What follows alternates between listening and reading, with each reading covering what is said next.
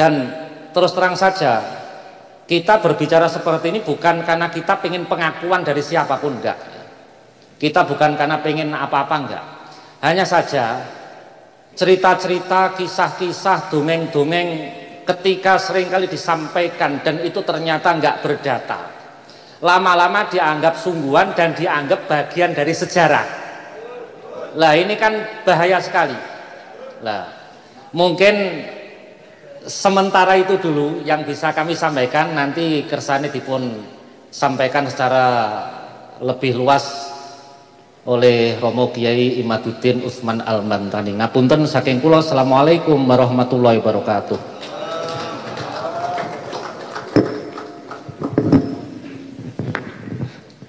Terima kasih matur nuwun dumateng Kyai David Fuadi nggih. Menika kalau Kyai David Fuadi menika melihat, karena beliau adalah seorang bagian dari peneliti Aswaja Center ya, otomatis data-data yang diajukan, argumentasinya itu berdasarkan kajian-kajian di lapangan yang telah terjadi saat ini. Nah itu adalah suatu kumpulan-kumpulan gitu kan ya, yang memang hari ini terjadi semacam itu. Kaitannya dengan Wali Songo, mungkin kita juga bisa ya membaca buku-buku tentang Wali Songo. Mungkin yang mengawali itu Atlas Wali Songo, kemudian ada Fakta Baru Wali Songo, dan yang lainnya ya, buku-buku tentang Wali Songo. Dan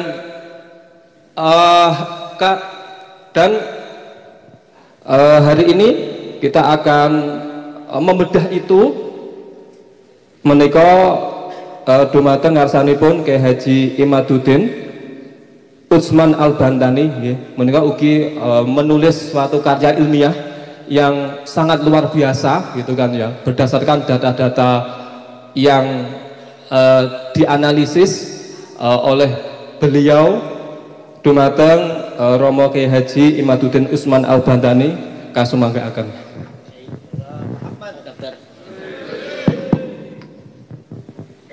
Assalamualaikum warahmatullahi wabarakatuh. Alhamdulillah, salatan wassalaman ala rasulillah, amma ba'du. Maka yang saya hormati Ibu Nyai Ayu Fatimah dari keluarga besar dalam Tawang Sari, Raden Mas Abdullah Muhsin Subhin ya, Dr. Kyai Haji David, Dr. Fatur Rahman sebagai moderator.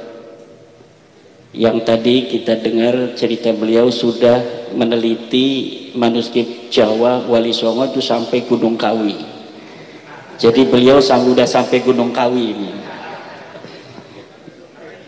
Kiai Abdul Khalik, kiai-kiai se-Mataraman, terutama para ketua-ketua PWI LS Kabupaten Mataraman, wabil khusus Tuan Rumah Ketua PWI LS Tulung Agung dan Panglima. Hadir juga di sini Panglima PWI LS Jawa Timur Gus Khairi, juga dari Klaten kiai-kiai Klaten ini banyak yang datang, ada Kiai Nawawi dan Kiai Zainal. Juga tadi ada salam dari Ketua PCNU, tidak bisa hadir karena ada suatu hal, tapi mengutus anaknya untuk hadir ke sini. Alhamdulillah. Koordinator MWCNU se-Tulung Agung yang hadir, yang kebetulan pada hari ini juga ada mujahadah di PWNU, satu MWC diutus 9 orang. Jadi di pagi-pagi acara MWCNU se-Tulung Agung ada yang datang ke acara ini, juga ada yang mengikuti mujahadah dalam rangka Hari Pahlawan 10 November 2024. Kalau kita berbicara tentang sejarah, sejarah itu penting, dulur-dulur. Sejarah adalah komunikasi tiada henti antara masa lalu dan masa kini untuk dicari format strategis menata masa depan yang lebih baik dari hari ini dan masa lalu. apabila format sejarah di masa lalu itu melenceng, kemudian realitas hari ini betul-betul tidak sesuai dengan muqaddimah sejarah yang ditulis pada masa lalu, maka ini Indonesia, wong Jawa akan ngacak menatap dan mengukir masa depan untuk dia dan anak cucunya. Tadi yang disebutkan oleh Dr. David ini luar biasa. Perubahan, upaya merubah sejarah bangsa Nusantara. Ini bukanlah sebuah cita-cita, tetapi sudah mereka laksanakan. Sebenarnya Al-Quran, kalau kita merujuk pada Al-Quran dan kita betul-betul bukan hanya menghafal dan membaca Al-Quran, tetapi juga kita betul-betul memahami bagaimana diksi-diksi Al-Quran telah memberikan peringatan kepada kita bahwa di masa lalu ada sekelompok orang itu yang sukanya merubah sejarah, yugayyirunal kalima an mawadhi'ihi, merubah-rubah proposisi dari yang sesuai apa seharusnya.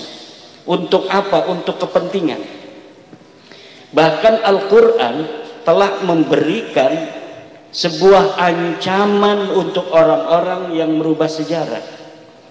La tahsabannahum, la tahsabanna alladhina yafrahuna bima atau wa yuhibbuna ayyuhmadu bima lam yaf'alu fala tahsabannahum bimafazatin minal azab.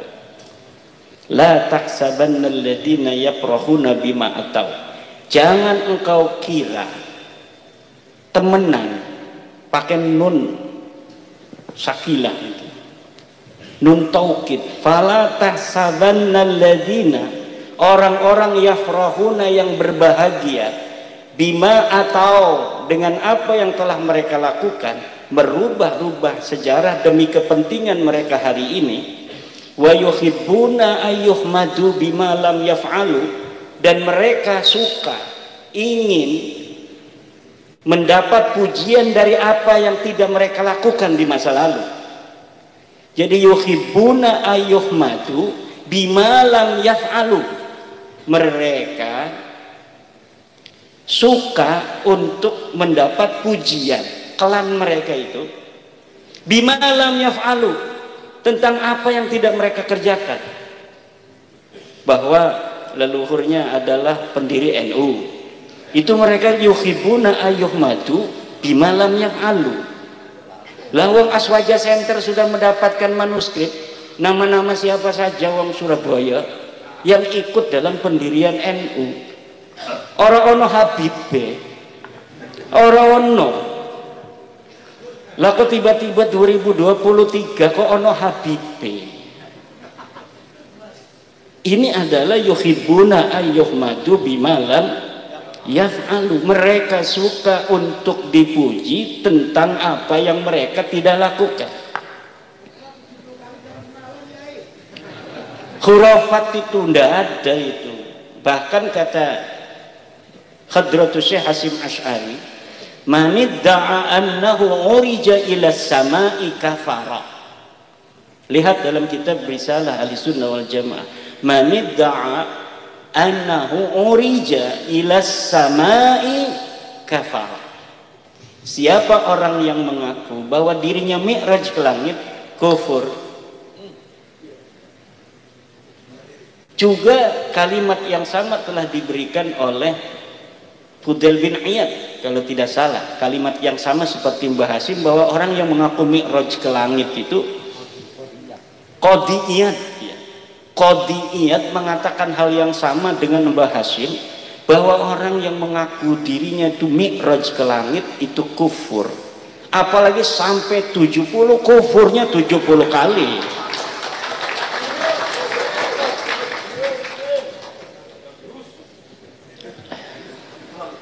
Dengan adanya diskursus nasab ini bukan hanya menyentuh terhadap hal-hal yang berkaitan secara poin terhadap nasab, tetapi juga terhadap hal-hal yang menyertainya yang selama ini luput dari pantauan, bahkan pantauan seorang filolog Gunung Kawi seperti Dr. Fatur Rahman. Ini kita menunggu para filolog, para sejarawan asli. Kalau saya ini sejarawan pondok, sejarawan jurmiyah, sejarawan Fathul Qorib. Tapi apapun itu, kita dengan membaca dan kemudian kita mempunyai kecenderungan untuk menyayangi sebuah ilmu pengetahuan, itu kita akan bisa memahaminya. Buktinya ini masyarakat yang ada, yang kalau saya sih sampai S2, ada masyarakat yang tidak sekolah sampai lulus SD juga udah paham bahwa kabib dudu putune Nabi ku sampun paham. Ada yang tidak pakai kajian ilmiah, ada yang nggak pakai kitab nasab, cukup dengan hati gitu. Masya Allah. Ada yang lagi dengan akhlak alladzi yadharu minhum, sudah bisa memutuskan. Ada yang kata bapak saya, kata Mbak Mufid itu di Klaten, saya nggak ngikuti katanya Tuan Guru Iman, saya apa kata bapak saya. Yahudi gitu ya. Lah yughayyirunal kalima an mawadi, ini ciri-ciri Yahudi. Coba ciri-ciri Yahudi di dalam Al-Qur'an juga. Yalwuna alsinatahum bil kitab litahsabuhu minal kitab wa ma huwa minal kitab. Mereka merubah-rubah Alkitab litahsabuhu minal kitab, agar kalian menyangka itu bagian dari kitab. Wa ma huwa minal kitab, padahal tidak ada di kitabnya. Ini yang saya temukan dalam bil khusus nasab Ba'lawi ini. Banyak dalil-dalil mereka itu kemudian kita verifikasi di dalam kitabnya, ternyata di kitabnya nggak ada. Temennya Dr. David, Syekh Romli Al-Idrus di Aswaja Center Jawa Timur itu pernah berdalil dengan kitab